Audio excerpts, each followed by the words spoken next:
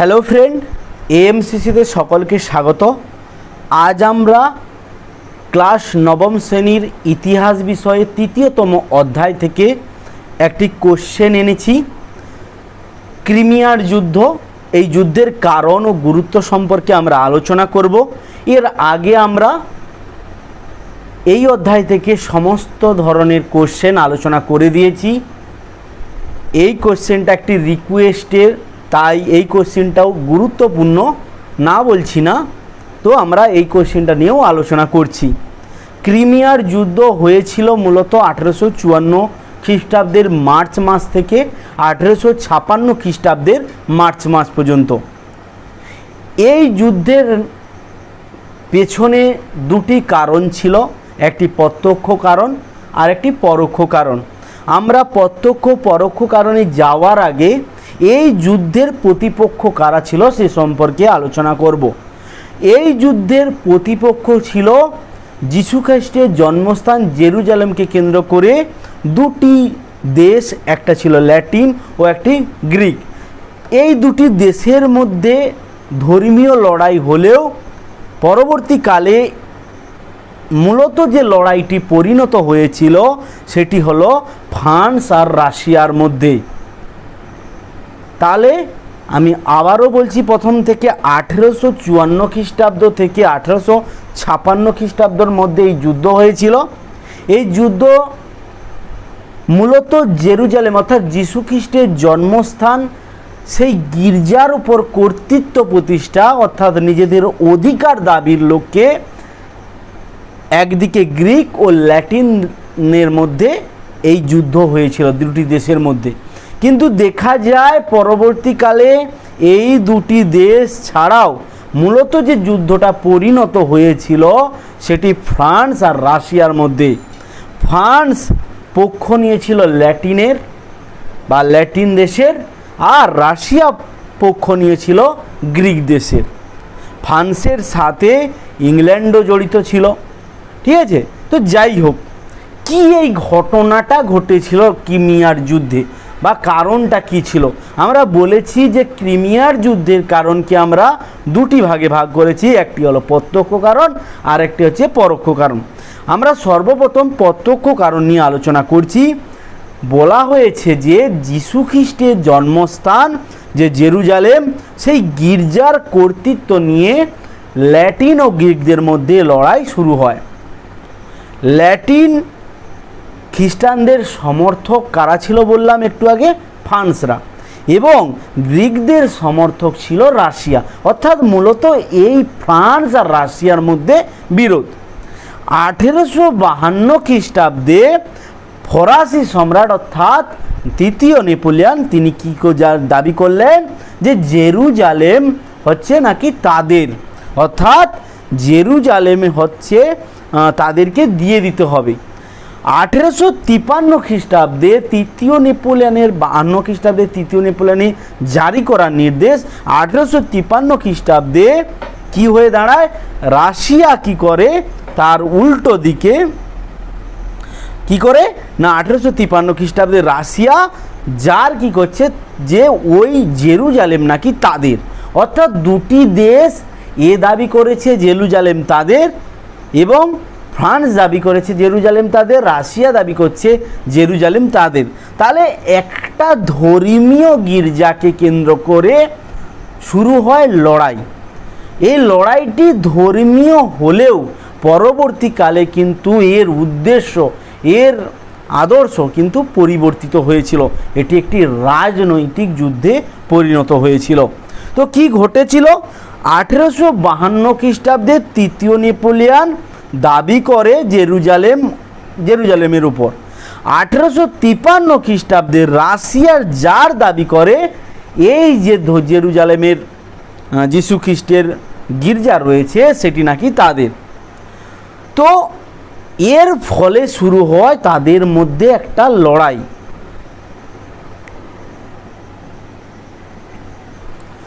এই লড়াইয়ে তুরস্ক কি করবে ঠিক না করতে পেরে তুরস্ক প্রথমে ফ্রান্সের দাবি মেনে নেয়। তুরস্ক ফ্রান্সের দাবিটা মেনে নেয়, কিন্তু রাশিয়ার দাবি তারা মানতে অস্বীকার করে। তাহলে একটা পক্ষ যদি আমি সমর্থন করি, তাহলে আরেক পক্ষ তো বিরোধ করবেই এবং লড়াই তো বাঁধা স্বাভাবিক ব্যাপার।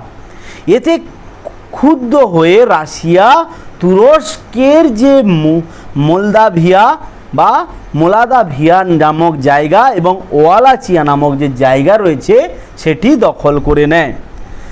রাশিয়া ও তুরস্কের মধ্যে শুরু হয় যুদ্ধ। তুরস্ক যেহেতু দুর্বল ছিল, তার পাশে দাঁড়ায় ফ্রান্স, ইংল্যান্ড, পিডম্যান, সার্ডিয়ার মতো দেশগুলি। ফলে এই যুদ্ধ পরিণত হয় একটা ভয়াবহ যুদ্ধ, যেটি 1854 খ্রিস্টাব্দে শুরু হয়েছিল। এবার আমরা আসবো ভিয়েনা নোট। ভিয়েনা নোট কি? রাশিয়া যখনই মোলাদাভিয়া ওয়ালাচিয়া দখল করে নেয়, তখন ইংল্যান্ড, ফ্রান্স, অস্ট্রিয়া, পার্সিয়া এরা ভিয়েনা সম্মেলনে মানে জোট বাঁধে যে রাশিয়ার এই রকম কর্তৃত্ব প্রতিষ্ঠা ইংল্যান্ড, ফ্রান্স এরা মেনে নিতে পারেনি। তারা আলাপ আলোচনার মাধ্যমে রাশিয়াকে একটি প্রস্তাব দেয় যে ওই মোলাদাভিয়া ওয়ালাচিয়া যেন তারা তুরস্ককে ছেড়ে দেয়, কিন্তু রাশিয়া অস্বীকার করে। অস্বীকার ফলে শুরু হয় যুদ্ধ। 1854 খ্রিস্টাব্দের মার্চ মাসে এই যুদ্ধ শুরু হয়। ফলে দুটি পক্ষ পরিণত হয়, একদিকে রাশিয়া, তার সঙ্গে জড়িত ছিল গ্রিক, অন্যদিকে এপাশে ছিল তুরস্কের সাথে তথা ফ্রান্স বা ল্যাটিনের সাথে ফ্রান্স, ইংল্যান্ড, পিডম্যান্ট, অস্ট্রিয়া, পার্সিয়ার মতো দেশগুলি। এবার আসি এই যুদ্ধের পরোক্ষ কারণ কী ছিল। খ্রিস্টান ধর্মকেন্দ্রকে কেন্দ্র করে এই লড়াই শুরু হয়েছিল আমরা জানি, কিন্তু আমি প্রথমেই বলেছি এই যে যুদ্ধ ধর্মকেন্দ্রিক শুরু হলেও পরবর্তী কিন্তু রাজনীতিতে পরিণত হয়। প্রত্যেকটি দেশ নিজেদের স্বার্থে এই যুদ্ধে জড়িয়ে পড়ে। সর্বপ্রথম আমরা রাশিয়ার যে মানে লোভ, তুরস্কের উপর কর্তৃত্ব প্রতিষ্ঠার যে লোভ, সেই লোভই রাশিয়াকে এই যুদ্ধে অংশগ্রহণ করাতে বাধ্য হয়েছিল। কি হয়েছিল না, তুরস্ক সাম্রাজ্য সেই সময় দুর্বল হয়ে পড়েছিল। রাশিয়া কি করতে চেয়েছিল, এই দুর্বল রাষ্ট্রের উপর নিজের কর্তৃত্ব প্রতিষ্ঠা করে কৃষ্ণ সাগর ও ভূমধ্য সাগরে যাওয়ার, ব্যবসা বাণিজ্য করার যে রাস্তা, সেই রাস্তা তৈরি করতে চেয়েছিল। তাই যখন তারা সরাসরি মানে এই রাস্তা তৈরি করতে পারেনি, তখন তারা ওই মোলাদাভিয়া ওয়ালাচিয়া দখল করে নিজেদের কর্তৃত্বকে প্রতিষ্ঠা করতে চেয়েছিল। শুধু যে রাশিয়াই তার কর্তৃত্ব প্রতিষ্ঠা করতে চেয়েছিল বা রাশিয়াই তুরস্কের উপর তার প্রাধান্য প্রতিষ্ঠা করতে চেয়েছিল তা কিন্তু নয়, এর সাথে সাথেও ইংল্যান্ডও এই স্বার্থটা সঙ্গে জড়িয়েছিল। ইংল্যান্ড কি করতে চেয়েছিল না, বলকান অঞ্চলে তার রাশিয়ার সম্প্রসারণ যাতে তারা করতে না পারে, অর্থাৎ রাশিয়া যাতে তাদের কর্তৃত্ব প্রতিষ্ঠা করতে না পারে বলকান অঞ্চলে, তাই তারা এই যুদ্ধে অংশগ্রহণ করেছিল কার পক্ষ হয়ে, গ্রিকদের পক্ষ হয়ে। অর্থাৎ রাশিয়াও চেয়েছিল যে ইংল্যান্ডও চেয়েছিল তার স্বার্থ যাতে ঠিক থাকে। তো ফ্রান্সও কিন্তু এই স্বার্থ থেকে বাদ যায়নি। ফ্রান্সও বলকান অঞ্চলে রাশিয়ার প্রভাব বিস্তারকে ভালো চোখে দেখেনি, কারণ এই অঞ্চলে রাশিয়ার যদি প্রভাব বৃদ্ধি পায় তাহলে ব্যবসা বাণিজ্যে ক্ষতিগ্রস্ত হবে কার, ফ্রান্সের। তাই তারা রাশিয়ার এই আগ্রাসী মনোভাবকে কিছুতেই মেনে নিতে পারেনি।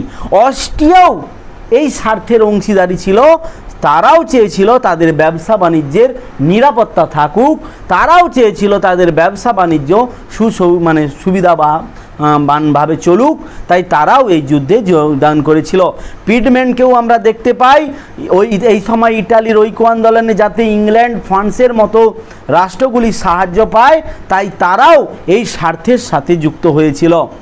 তো আমরা আসল ব্যাপারটা বুঝতে পারলাম যে ক্রিমিয়ার যুদ্ধের কারণটি কী ছিল। মূলত ধর্মীয় কারণ থাকলেও সেখানে নিজেদের স্বার্থ, নিজেদের আগ্রাসী মনোভাব, নিজেদের দখলদারি, এই জিনিসগুলোকেই গুরুত্ব দেওয়া হয়েছিল। তাই এই আন্দোলন কখনোই যে এই যুদ্ধ কখনোই যে ধর্মীয় যুদ্ধ নয় তা কিন্তু আমরা পরিষ্কার বুঝতে পারছি। যাই হোক, যুদ্ধ শুরু হয়েছিল 1854 খ্রিস্টাব্দের মার্চ মাসে, শেষ হয়েছিল 1856 খ্রিস্টাব্দের 30শে মার্চ। এই যুদ্ধে আমরা দেখতে পাই প্রথম দিকে রাশিয়া জয়লাভ করলেও পরবর্তীকালে রাশিয়া কিন্তু পরাজিত হয়। তো তার জন্য পরাজিত হওয়ার জন্য 1856 খ্রিস্টাব্দের 30শে মার্চ কি হয়, তাদের মধ্যে এক সন্ধি হয়, যে সন্ধি আমরা প্যারিসের সন্ধি নামে পরিচিত। কি এই সন্ধিতে বলা হয়, ইংল্যান্ড ফ্রান্স দাবি করে রাশিয়ার উপর যে তুরস্কের দখল করা যে মোলাদাভিয়া ওয়ালাচিয়া সেটা ফিরিয়ে দিতে হবে বা ফেরত দিতে হবে। মোলাদাভিয়া ওয়ালাচিয়াকে মানে তুরস্কের অধীনে রেখে তাকে স্থায়িত্ব শাসন দিতে হবে। তুরস্ক সাম্রাজ্যের কোনো রকম অখণ্ডতাকে নষ্ট করা চলবে না। তুরস্কও আন্তর্জাতিক আইন মেনে এইসব এখতিয়ার মেনে চলবে। তুরস্কের সুলতানের আধুনিকীকরণ এবং ধর্মীয় স্বাধীনতার নীতি গ্রহণ করবে। অর্থাৎ তুরস্ক সুলতানরা আধুনিকীকরণ করবে তুরস্কের, এবং তাদের ধর্মীয় সহিষ্ণুতা, তাদের ধর্মীয় মনোভাবটাকে ভালোভাবে পরিষ্কার করবে। আশা করি ক্রিমিয়ার যুদ্ধের কারণ আর কারো কোনো প্রবলেম রইল না। সবাইকে ধন্যবাদ আমাদের চ্যানেলে থাকার জন্য। সবাইকে অসংখ্য ধন্যবাদ।